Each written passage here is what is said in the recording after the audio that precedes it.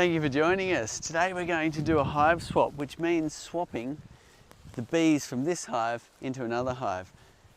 If you've been following, this is a swarm we caught on a mango tree just over here, and it's been a nice gentle hive to work with. It is a grey windy day, there has been a bit of rain, but seeing as these bees have been so gentle, we're going to risk doing a hive swap on a day like this. Normally you'd choose a day where it's warm and sunny and not too much wind, but let's see how we go.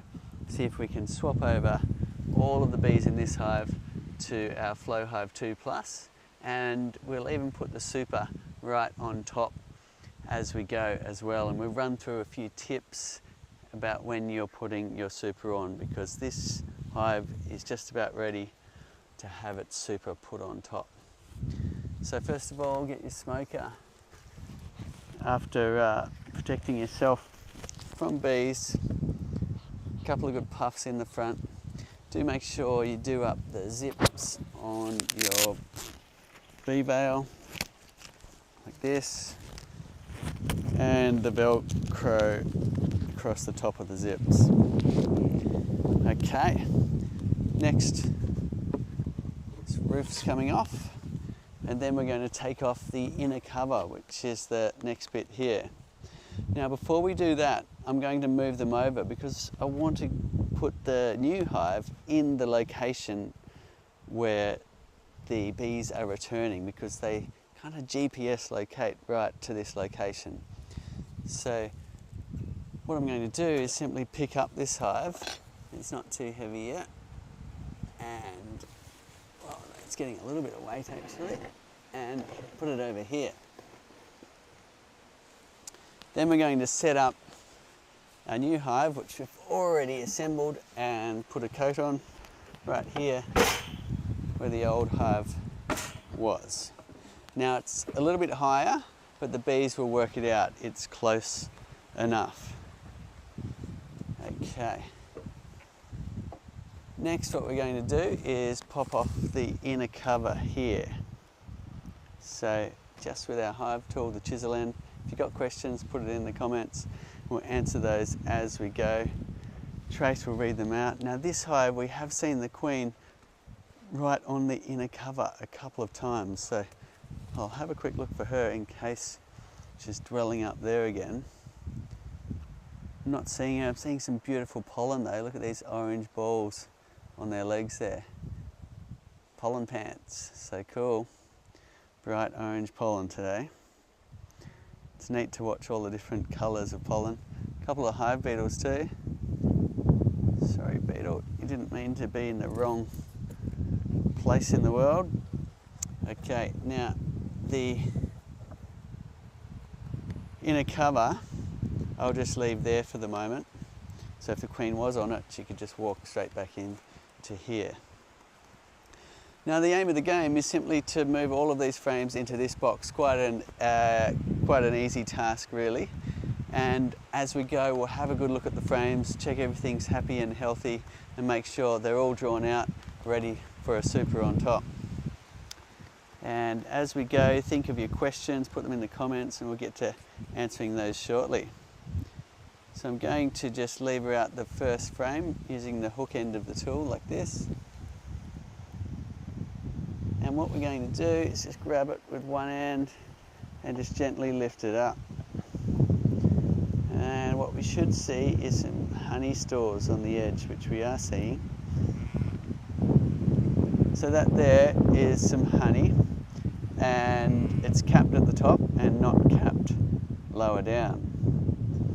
And what we'll do is just put this on the edge in the same position. Unless there's a reason to, we'll just keep the same position. That way we're less likely to get comb touching comb and issues with beetles in those areas where bees can't service. There's some really neat examples here though while we're here. Have a look at the different types of cells they're doing. So this is your typical worker cell, which they will also use for honey. You can see capped honey, uncapped honey. It's amazing to look in at the structures they create. But over here you've got like 6mm cells that have actually been used for drone, and probably 6.5mm cells. So when you get into the 6mm range or a bit above, that's drone size. And you can see by the way they're dark that they actually have been used already for drone brood. But they have emerged and now they're using them for honey. So the bees will use the cells for all sorts of different things, whether it be worker brood, drone brood, or honey or pollen. But when they're far away from the brood nest, they usually make a larger size, about 6mm, for honey storage. And that's why the flow frames have that larger size cell in them. Okay, number 1 frame. So for those that are just tuning in, we're doing a hive swap. This is a swarm we caught. They're doing really well. And what we're going to do is just move all of the frames from this box here over to our new Flow Hive 2 Plus. We could have just put a super on top, but while we're here, we'll take the opportunity to swap out into this beautiful new hive we've put together. Okay, this one's got a bit of a mixture on it. It's got both worker brood and drone brood. Give us a thumbs up if you can spot the difference here. You've got, if I clear the bees away a little bit, the worker brood is capped flush with the cells. The drone brood is sticking out in these bullet shapes. And that's because drones are a bit bigger, so they don't quite fit unless they bring the cell out a bit further. And on the other side, similar. And down the cells, we've got young larvae going through their larvae stage. The worker bees spend about 11 days in their grub or larvae stage, and then about another 11 days capped. It's like a cocoon in a butterfly where it's going through its metamorphosis and turning into a fully fledged worker bee ready to go about its business, doing all of the chores inside the hive. Next, take another frame and we're just going to keep moving them across, and you could go quite quickly at this, but we're just going to go nice and slow and talk about what we see along the way. We've got a bunch more brood, which is good to see. So we're happy already that we've got a queen that's continuing to lay, because down the cells we can see really young larvae. If we look around, we'll also see bee eggs, which is a tiny little grain of rice down the bottom of the cells. Notice the way I'm moving this is trying to keep it in its plane. So if I want to get to the other side, I can go around like that. Rather than if I tip it like that, the weight of the comb, since this is foundationless, there's no wire reinforcement in it. The bees have just naturally drawn their comb from the comb guide at the top. If it's a bit fragile, it could break if I tip it over that way too much. So one thing you learn is just to move it in ways where you keep it with the gravity more on its axis. Now, upside down is good, the right way up is good, sideways is good, but this way isn't. Okay. If it does fall off, a couple of rubber bands to hold it in place while the bees stick it back together. Okay, we'll just keep continuing to swap as you think of your questions. Are there any coming in, Chase? Yeah, lots of people coming in and some people tuning from all around the world. We've got someone tuning in from Ghana this morning. I'll probably say the name wrong, but it's like Iwura, and so welcome from Ghana. How amazing is that? Cedar, Gillian's asking, why do you have the hole in the inner cover when it seems that everyone covers them? So that hole's for feeding bees. So it's a convenient spot to feed bees up in the roof, and some people also like to collect honeycomb up in the roof as well. So you can make a honeycomb collector just by putting some Tupperware containers over the top of that hole, and they'll just go and make some natural comb in a contained space. Or if you're feeding bees, you can get a jar and put a whole lot of holes in the lid, some syrup in there, turn it upside down, and the bees will lick through those holes. You can put a really big jar if you want to, but you probably need another box to cover that, because only a small jar will fit under the gabled roof. Bees are really patient.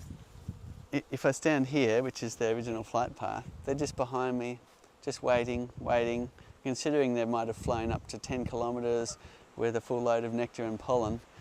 It's very nice of them just to wait behind me, and as soon as I jump out of the way, they'll all come in. It's really neat. See, the Leo's asking, and obviously you've got no gloves on today, and just wondering why when you touch the bees they don't even bite you. Any tips and tricks on that?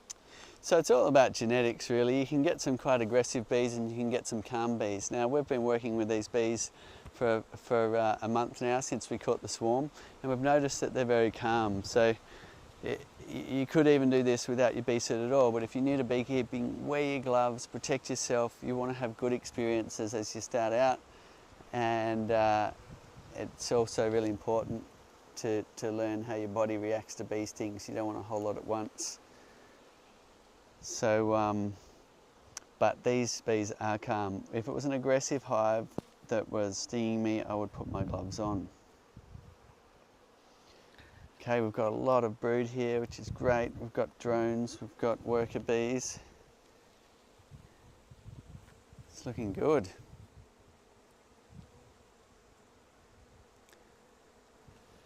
So these bees have done a great job from swarm building out all of these combs. Now generally when all of the frames are drawn out with their comb, it's time to put the super on. It's probably a little bit early. I'm looking at this and going, I haven't started building any comb on top. They still haven't quite finished the outer ones. But what we'll probably do is just put it on anyway, because we're in a nice warm time of year here, and it won't hurt just to put it on, but we'll have to be a bit patient before we get any honey stores, especially since the nectar flow has all but finished for the moment. There's not much coming in right now. I'm just looking at this, but look at that bee there, Callum. Oh, it just fell off. Its pollen sacs down there are so big and orange, it kind of just fell off the side of the hive. Oh, it's gone in again. See, Paul's asking, if you want to add a second super, is it best to put it above or below the existing super? Okay, that is a great question, and like many things in beekeeping, has a complicated answer. So if you're using foundation, it doesn't matter, you can go either way. If you're going foundationless, like these frames are, and you're just using the wooden surrounds, if you put it on top, then they sometimes start building up from underneath. It can get really wonky, so you're better off putting it underneath the super, underneath the first brood box, sorry. So you put the new one underneath, and that way they tend to hang down more so and do a better job of drawing their natural comb. Here we're just going to go with one brood box and one super. It's just my preference for easy management, but lots of people do put another brood box or another super or two on top. No. Trevor's wondering, not so much a question, but he usually puts his split in a new hive in a new location and then puts something in front of the hive for them to reorientate. Just wondering if he's doing that wrong. So the split... So moves the split to a whole new location. Yeah. No, look, each to their own. A lot of people do that as well.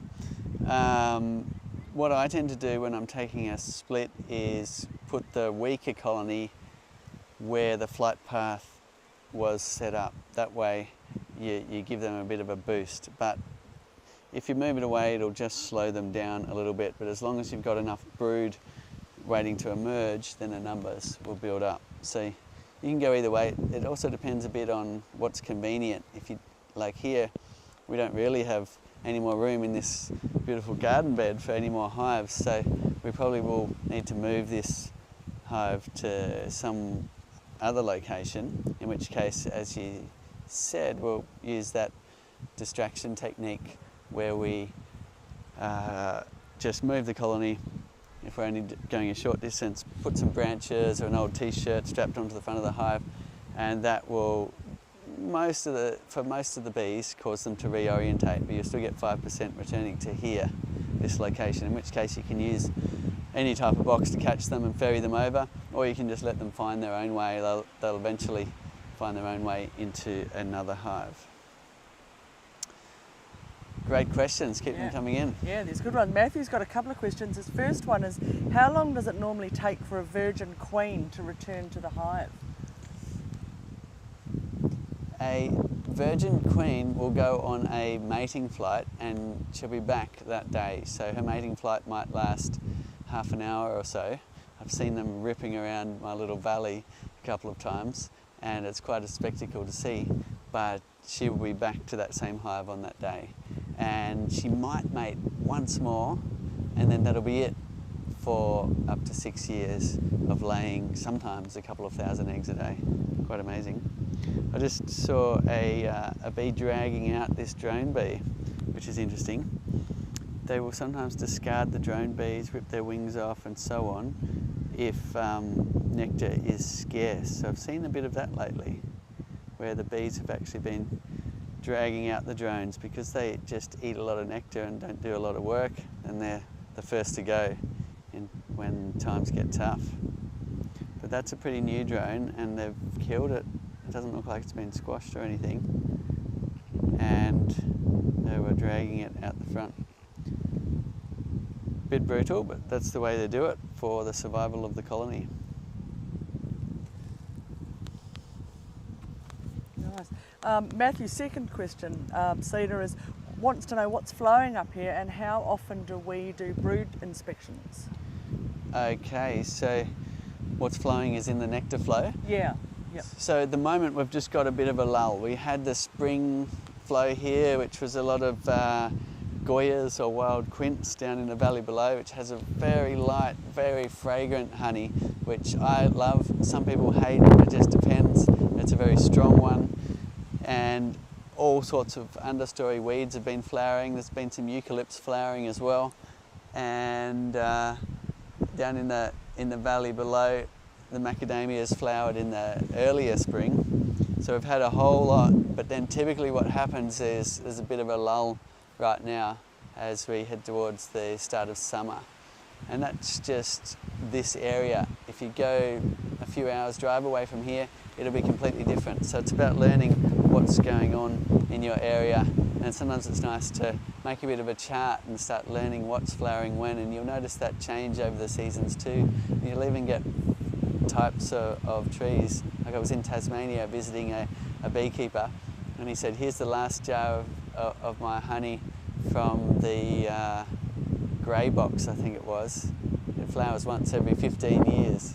And I was like, oh, thank you so much. It's incredible that beekeepers tune into that level where they know that that species flowers once every 15 years. And of course things are changing with the changing climate to really throw things out a little bit. We've got things flowering at different times, and beekeepers actually hold quite a knowledge of what used to flower when and now what's changing.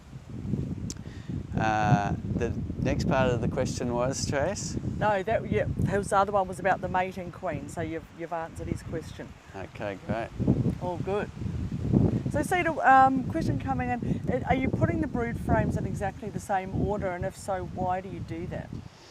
That's a great question. I certainly am, and the reason is I don't want any comb touching each other, and we're using naturally drawn comb here, so you do get bulges out, and even with foundation you'll get that. See how this piece of honeycomb is bulging out? Now if I put it the wrong way around and that happened to touch another bulged out area, what happens is the bees can't service that until they chew it all away, because they need at least a sort of 5mm gap between the comb surfaces in order to be able to work them. And if they're too close or touching each other, that's when the small hive beetle, if you have them in your area, can take advantage and start laying eggs in that section. And I've seen that actually completely destroy a young colony like this, because the comb parts were pressed together and then it turned into a beetle nest instead of a beehive. Okay, so I'll put it in the same order, unless you've got a reason to move them around. So that's all our frames in now, which is great. And we were happy with the health of the colony, and we were looking out for pests and diseases on the way through. So now all we need to do is put our excluder right on top of this. But before I do that, I'm going to shake these last bees in. So I didn't see the queen going in, so she could still be on the box here, but equally I could have missed her as we went. Tracy's asking, Cedar, how long has that swarm been in the hive for? About a month. We caught it on the mango tree here, and we shook it in the hive, and away they went. So it was a good time of year. It was springtime, and they had plenty of resources, so they built out all of the frames. Look at this red pollen here. So cool. Red pollen pants. Oh, wow. And then orange pollen pants over here in front of my finger. It's very cool. You get all sorts of different colours of pollen as they make their bee bread. So now I'm just simply going to shake these bees in just in case the queen's on there. A good sharp shake or a tap with your fist like that will get most of the bees off. And just have a look in case the queen's sitting there with the last bees that have an uncanny way of just hanging on even though you're shaking it. Bill's asking, Cedar, did you give this hive any drawn frames to start with or any help feeding them? Not at all. All we did was put our frames in, dump the bees in, and these were just empty wooden frames, and they built everything. So clever, and they've done a really great job of it. We did fix a couple of bent bits up, and you'll see that on some of the live streams, which is something you do need to do when you've got naturally drawn comb. If we had foundation sheets, it'd be less likely, but even then, sometimes you get foundation sheets that warp and bend and fall off on a hot day, and then it gets into a real mess too. So it's good to inspect as they get started, and then once they've got the comb all drawn, then they're good. And those frames will be great. We'll probably cycle them out in a season or two, but the frames will just stay nice and straight now that they've done a good job of it. I'm just going to have a look in here in case the queen's on the inside of the box. Can't see her.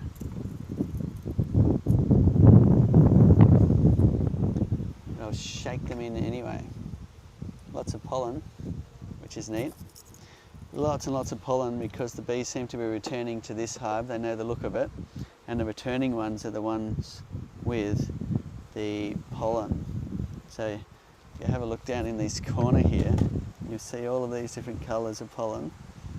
There's the orange, there's the red, there's the white down here.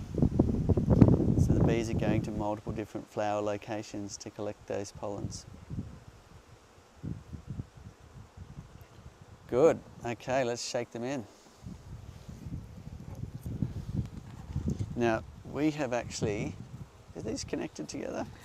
Yeah, I think they've been, Pete's done the secret drilling number, I think. Oh, through the bottom? Yeah. Okay. Because we were using it to catch a swarm, we've actually fixed this box to the base, which makes it slightly harder for this next step, which is to shake the bees out. But we'll hang on to it.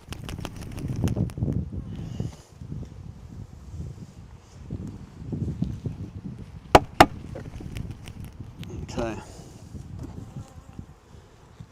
I'm just going to check once more for the queen, then leave this box right in front for the last remaining ones, which will just be able to walk up the stand here and onto the hive where they can fly in. So next, an important little step is to make sure the frames are pressed together. You want any excess space to be on the edges. That way the spacing's right for them to draw their comb. Okay, we're good. Okay, good. Next goes the excluder. Oh, nice. Cedar, a quick Christmas question from Erin, wondering are bees attracted to Christmas lights and decor as they've put their hive near their lights and their Christmas inflatables? I haven't heard of that, but let us know how they go.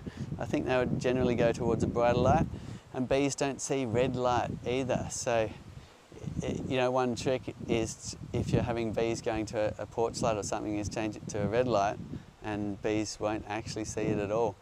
If I'm beekeeping at night time, which I try to avoid, a red head torch is the go, because that means they won't keep flying at your face. Works quite well. One of those bike lights. On top of the excluder will go our box of flow frames, which is already prepared here. Now I'm just having a quick look to make sure I'm not going to squash any bees around the edge, and on it goes, just like that. And I should go through and just check that the frames have all been reset to the cell formed position. And the new coat of paint's a little bit sticky here. There we go. So all of the caps are in, which is good. We've got all of our pieces.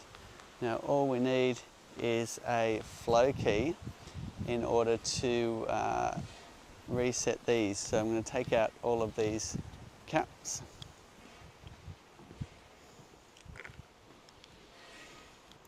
Like that, trying not to lose them. Put them here. And the reason why we do the reset is because in transit their frames could have moved. So I can actually see it here. If you have a look at this cell line, one of them is sitting slightly up. Which one is it? I think it just moved down. But nevertheless, if they're sitting up, then they're not in the right position for the bees to actually use them. So all we need to do is put the key in the top slot and turn it, and that puts everything in the right position. So it's an important little step when you put your super on. Let's just show that again. I'm going to actually open the cells so you can see what they look like when they're open. There's a little foot down here that's out of line compared to these ones, and also the hexagons here, more or less. It's a little bit hard to see, it kind of does an optical illusion on you, but here it's more zigzagging channels. This is the harvesting position. So you don't want any of the cells in that position when the bees are filling them. So the key goes in the top, you turn it, and that way it's good to go. So that's all you need to do to each frame. But you can do that while they're in the hive, just by going along like this, giving it a quick turn, and then the job is done. Any more questions? Yeah, Cedar, this is from Louis in Melbourne. Had a 3-week swarm, put it into the box. It looks like the swarm's making comb, storing nectar, pollen. Queen looks good and active, but I've checked the brood box a few times.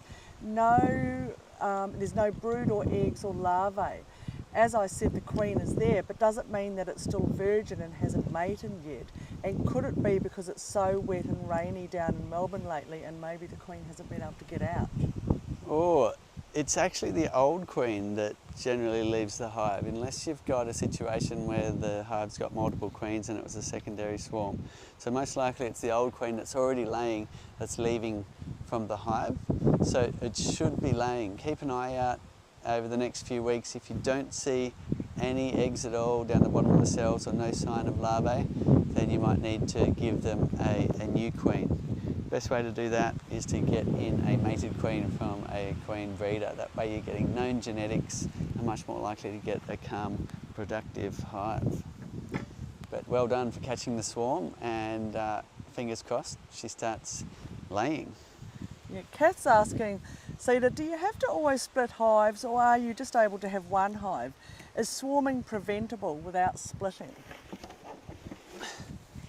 If you do want to prevent your hive from swarming, there is a few methods. So first of all, there's the spring management, which is making sure there's plenty of room in the brood box for the queen to lay.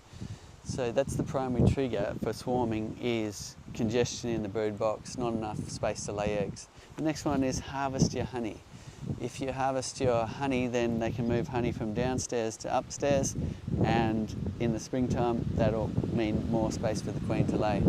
if you really don't want to go through splits and you don't want to do, and you want to decrease the likelihood of swarming, then add more boxes, run a bigger hive, so perhaps put a second brood box on, and they'll be much less likely to swarm. Okay, but another one is phone a friend, see if anybody wants a split, and they'll usually be very happy to come and take some of your frames away, which helps you and helps them, and that way we can help all the new people at beekeeping get started as well. Next we're going to put the gabled roof on. There we go. And the little key access cover, if you just turn the ticker just slightly, that'll hold that in while you do the next step. We're just taking a look to make sure these are all nice and flat. The adjustment had already been done to push the frames forward, so that's good. On goes the rear cover. And there we have it. The last thing to do would be to check level, which we're perfectly level here at the back, if you can have a look at that level bubble. So that's good, especially if they're still drawing naturally drawn comb. You want it nice and level so they go straight down and not sideways. And if we have a look at this one, wow, that's set up nice as well. So that's perfect as well for the 3-degree harvesting angle. So we'll check that again before we harvest this hive. Hopefully we get a good nectar flow, and away they go with storing honey up here in the super. If we take this window off, you'll probably see that there's not much going on yet because the colony is still quite small. Now this is freshly painted, so it's a little bit sticky down the bottom. I'm just going to loosen that up. There we go. So nothing happening there yet. So we're going to have to exercise some patience and wait for this hive to build up enough to fill this box with bees. Once they've filled it with bees, you'll see some honey stores happening.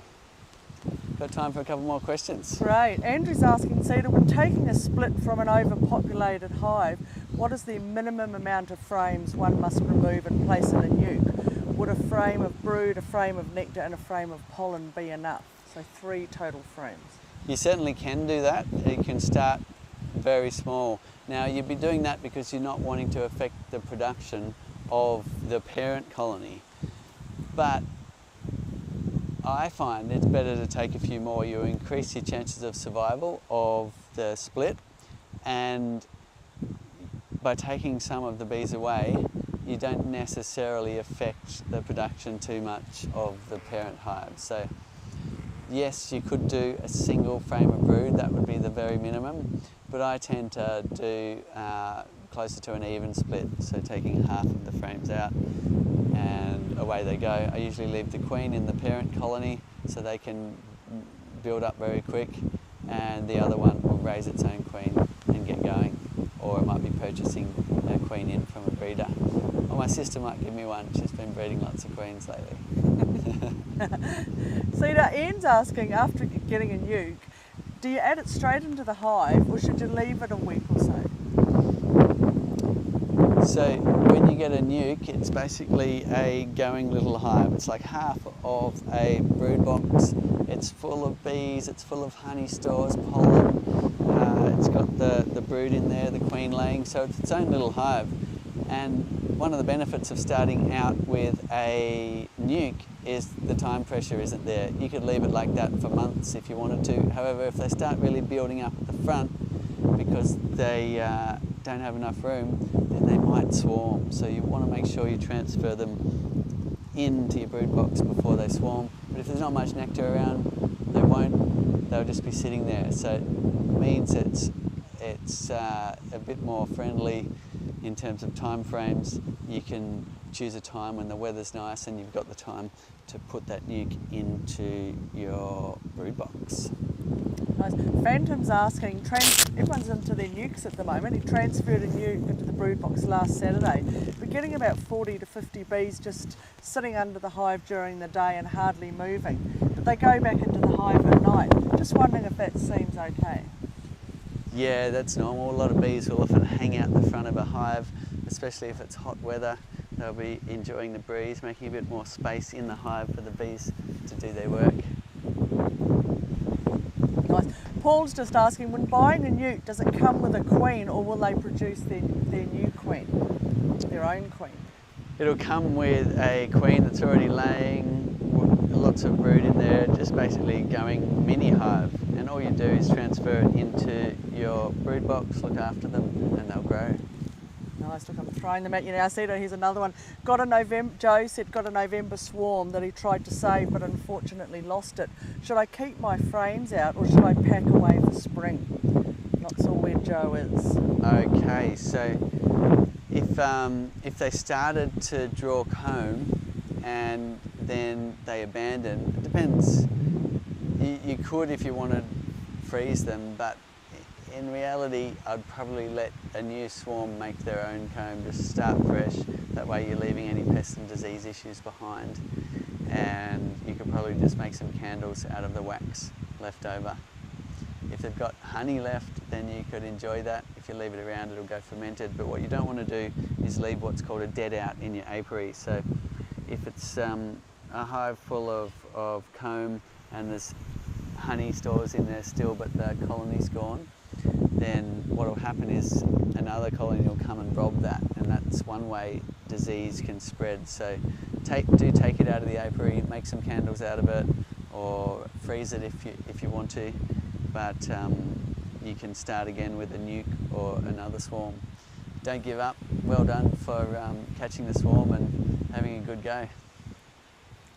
Right. How long does it take for a new swarm in an empty brood box to make new brood, hopefully having the queen in there?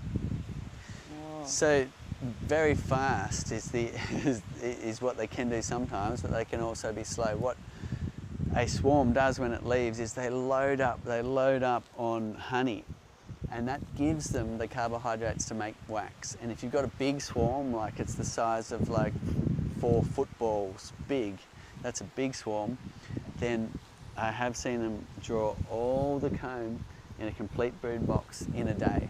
So that's how fast they can go if they have the resources to do so.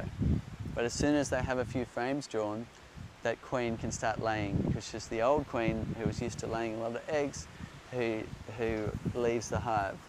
So they should be good to go as soon as the bees have drawn some comb. Fantastic. All right, one more, I better throw out your seeds. Loopy is asking, how often do you check on the hives in a week or a month? Okay, that's a good question. It really varies in the world. So ask your local beekeepers.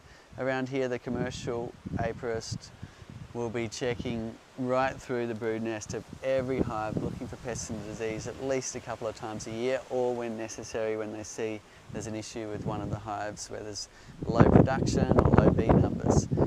So that's minimum. And then when you get to the other end of the scale, there is people that have to put curfews on themselves to say they'll only check them every 10 days or every 2 weeks, because they're just getting into their hives too much and they don't want to bother them anymore. And that's just because they're getting passionate about watching what they're doing and learning in the brood nest.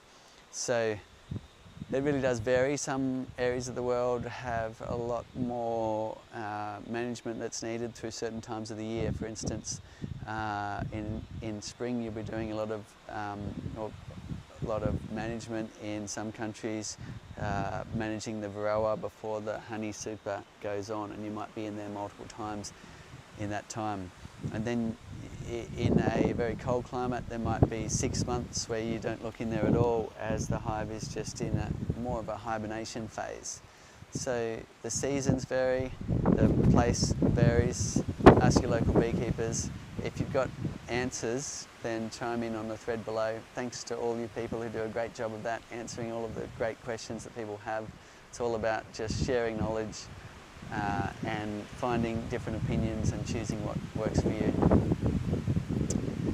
Thank you very much for tuning in. Today we're doing a hive swap. We swapped out a swarm that was doing nicely in this little box here into our Flow Hive 2 Plus, and hopefully when the nectar starts to appear again in the flowers, we'll see them starting to build up and store some honey up here. As you can see, not enough bees yet, so we will be exercising some patience.